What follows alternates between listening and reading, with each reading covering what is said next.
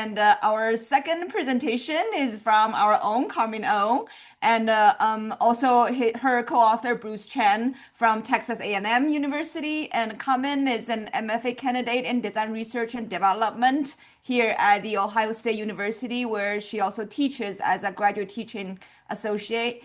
And her research brings together co-design, service delivery, and emerging technologies with particular interest in how people outside formal design fields can actively shape the tools and systems that affect their lives. And in this presentation, she's gonna present here today. She explores AI as a collaborative thinking tool and then looks at how generative technologies can support creative vocabulary building and visual exploration among non-designers. So welcome, Carmen. Thank you, Yvette. I think this is a great segue from Rebecca's presentation as well, talking about how AI is a part of our creative process right now in this day and age. So let me share my screen real quick. Okay, can everyone see it? Yeah, Yes. great. So I'll be taking everyone through a pilot project that really explores how students develop their visual voice. So in particularly, this pilot study really worked with non-design students or students without any formal design training, but wants to get into the space. So specifically, really focusing on not really just using AI to make better images, but on making preferences and just vocabulary much more expressive. Oh,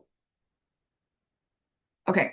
So before diving into the tools, a short mural activity was actually being conducted right before they really dive into using an open source tool, just to get a really good sense of where everyone is standing when it comes to AI and education, and really exploring through a pilot study conducted at a youth center for research with participants aged 15 to 24. So this pilot study really came really timely into matching the symposium theme as well, really exploring how education and AI really comes hand to hand to see how it integrates with each of the different spaces and how it enhances learning. So, interestingly, these are the responses before the tool was being introduced to them. So, people do have preferences here, but can't really articulate them in a way that could be used as a prompt or could be explored further. So, for example, in this context, what does the future of education really look like to them? They talk about better, more modern, I don't know, less boring. So these are keywords that actually came out from the conversation and the pre-design workshop. So talking about how these responses were a little bit more abstract, vague, and really hard to act on. So this become a really interesting gap to study that addresses how can then we position this in a way that they are more confident, like students are more confident in expressing some of their design preferences or visual preferences, right? So exactly the research question here is how do non-designers begin to find their visual voice? So the question here is not really about the skill set or the linguistic, but more about the process and how not just teaching design principles, but enabling this articulation of existing preferences, almost really turning students into their own AI curators, which I like to talk about. So the learning theory here is to really use constructivism which is a learning theory that starts to position learners actively constructing their own understanding and knowledge, which is to use it to test against the tool that will be introduced in just shortly.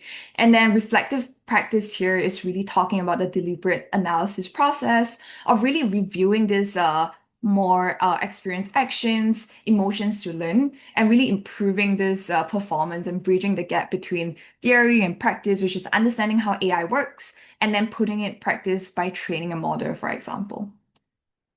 So, participants here are intentionally non-designers. So this is important because design education is not always assumed, and the setting here is more informal and accessible. So, remotely, this was conducted via Zoom, with 5 to 6 different participants in the call concurrently, and then the ages are between 15 to 24, and we'll think that AI role here is more like a thinking partner and not just a production tool.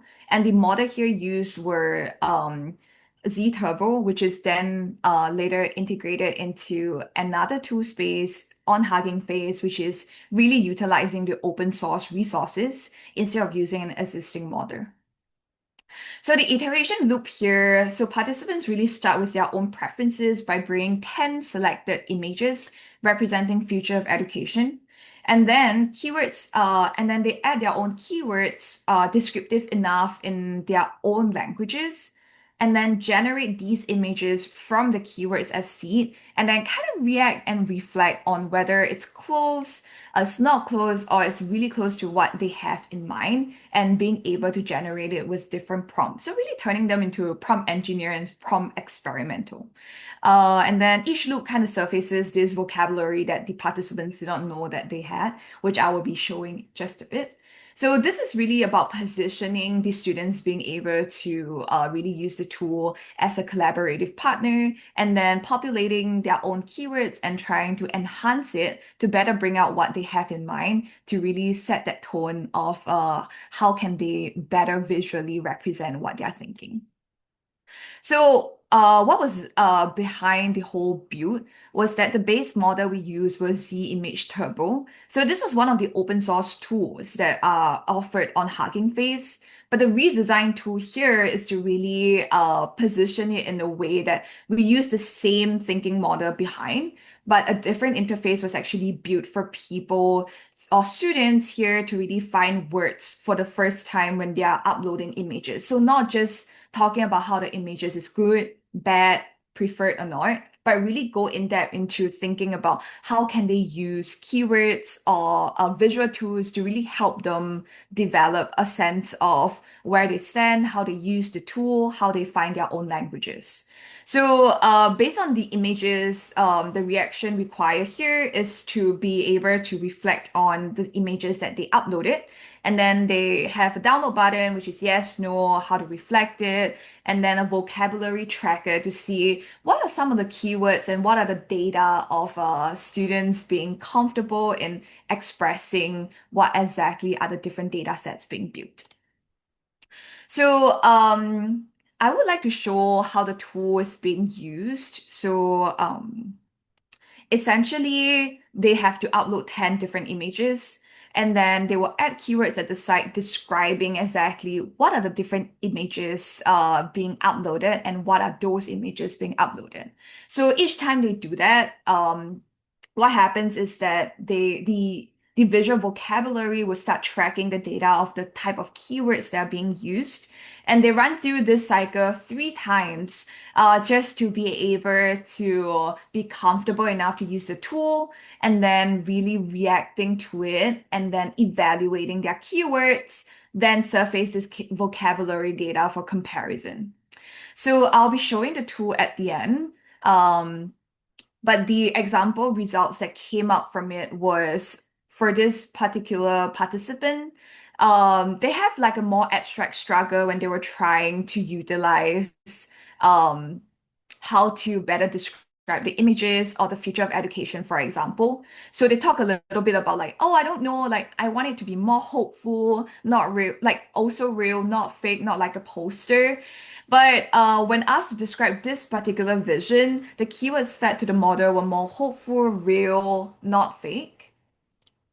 And then after that, that happens when the second iteration came about, which is, oh, like messy, collaborative, doing stuff together. But they were also talking about how this was too wide, like a tech company. They want something with people actually doing stuff together, for example. So here they became more critical in terms of what they are looking for and curating the images that they are going after. So the reaction here really sharpens, and the image will give them a much more concrete example to really push again. So like the too clean is a vocabulary that they didn't see having before. So it just like rejects the idea of like sterility, really discover this texture preferences and add this spatial metaphors to the next few examples. So for this is was the third iteration and this third loop. So really talking about how they want it to be warmer, they want it to be more horizontal, more equal, for example. So there are more whole keywords being fed into the model, which is collaborative, warm light, peer-to-peer, market energy. That's a really Generation Z vocabulary. It's interesting in a way that while facilitating the entire workshop, there's also a sense of trying to understand the linguistic or the term or the slangs that they use to describe certain things. And then here, participants now then own a very interesting visual vocabulary that was very developed from the first iteration and loop. So it really specifies this light quality and articulate this power dynamic of being able to own their aesthetic languages. So, what's interesting here from the entire pilot study was to really understand how participants couldn't really articulate this visual preference in the abstract. But then, specifically after a couple of loops, going through and talking about it really helped them become more specific and expressive the moment they had something to react to. So, when you kind of put them in the space that there's no any visual content or just telling them or asking them like, oh, like how do you imagine future of AI or like future of education in AI to look like? So they get to the point that they do not really know how to articulate that vocabulary, but once they start generating pictures, looking at the images and photographs, they become comfortable enough to use the image as a hypothesis to be able to provoke this reaction of directing or redirecting this photographs or like images to better represent what they are thinking and their thought process behind it. So the reaction become articulation as well, such as talking about oh, too sterile, too futuristic, or having it to be more collaborative, for example. So these are vocabulary that's being assessed very differently by all the different participants that were part of the study. So some of the implication here for AI pedagogy would definitely be instead of just using tools that are already out there, what are the different open source opportunities that can happen to really help position students and the relationship with like AI as a thinking tool, really like building and learning from it. So when participants shape the tool, they shape their ideas, having a creative agency in develop and not displace, as well especially when it comes to reaction over description. So design education maybe can leverage on the AI generated image as a scaffold for articulation. And then open source as access, which is simplifying an open model for non-technical participants to really position themselves in a pedagogical act, and it makes the tool more legible as well. So this tool was actually built for a pilot, but what this really reviews suggests beyond the research context, which is having this longitudinal vocabulary tracking. So the data that comes from each student who participated in this pilot study was being reflected on the third tab of the tool. So what happens there is they track exactly what are different keywords, how many times they were used, and how these keywords would really reflect on how the non-designers or the designers comparison in running these tools, right? So I think leveraging a little bit on what Borami had presented before as well on the comparison between designers and non-designers, there's always this interesting breach and gap that could be explored as data for future design education as well, especially how we're talking about a lot of collaborative work between disciplines, transdisciplinary design. So all these spaces become very collaborative.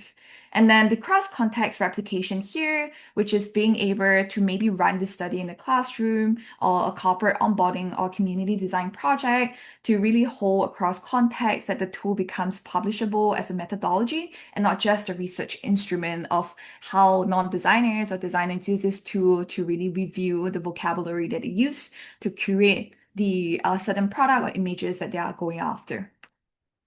So when participants shape the tool that shapes their idea, the creative agency here is not just displaced by automation, but actively developed through it. So before I end my presentation, I'll just quickly show the tool itself. I think we'll still have a little bit of time. How are we doing on time? Okay, so what happens here is the tool here have like three different steps. So the creative vocabulary builder here is just a thinking tool for you to upload 10 different images, depend up to 10 different images, and then coupled with the words that describe the tool, like the adjectives to describe the images. And then once you generate it, what happens here is they build the prompt from keywords that you have already written. So for example, let me just, oh my gosh. Okay, so uh,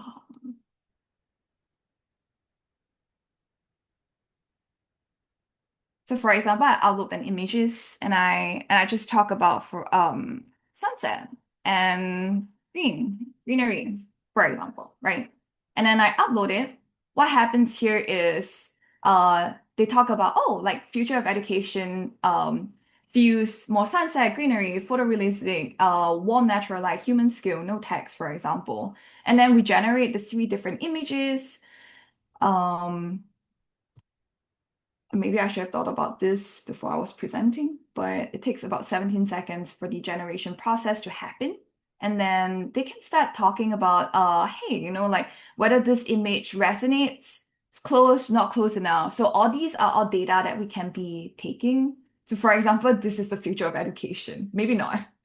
But maybe this resonate. No, for example, you save your reaction. So what happens here is if you refresh your vocabulary, you can see the sunset greenery that was used to really describe the different seed for the collection.